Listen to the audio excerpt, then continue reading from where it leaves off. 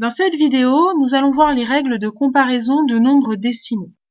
Alors, tout simplement, quand on a deux nombres décimaux, c'est celui qui a la plus grande partie entière qui est le plus grand. Par contre, à partie entière égale, il va falloir comparer les parties décimales. Et là, il faut bien faire attention, ce n'est pas celui qui a le plus grand nombre après la virgule qui est forcément le plus grand. Donc, les méthodes pour comparer des parties décimales, on va en avoir deux. La première méthode consiste à comparer chiffre par chiffre, c'est-à-dire qu'on va regarder les chiffres des dixièmes dans les deux nombres décimaux et comparer ces chiffres des dixièmes. S'ils sont égaux, on continue et on regarde les chiffres des centièmes. Et en fait, ainsi de suite, jusqu'à trouver un chiffre supérieur à l'autre. Autre méthode possible, on peut compléter les parties décimales par des zéros inutiles pour qu'elles aient le même nombre de chiffres.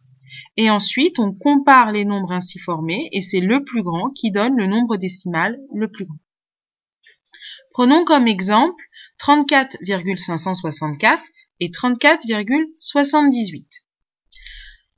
Ces deux nombres décimaux, 34,564 qu'on pourra dire 34 unités et 564 millièmes, et le deuxième nombre 34,78 qu'on pourra énoncer comme 34 unités et 78 centièmes, on voit qu'on a la même partie entière 34.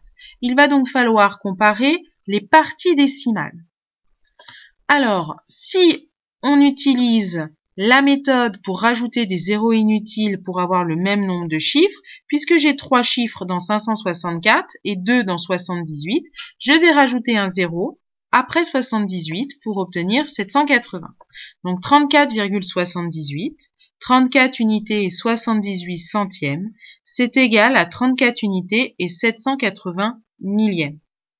Je vais donc maintenant comparer les parties décimales, 564 millièmes avec 780 millièmes. 780 millièmes, c'est supérieur à 564 millièmes, donc 34 unités et 78 centièmes est supérieur à 34 unités et 564 millièmes.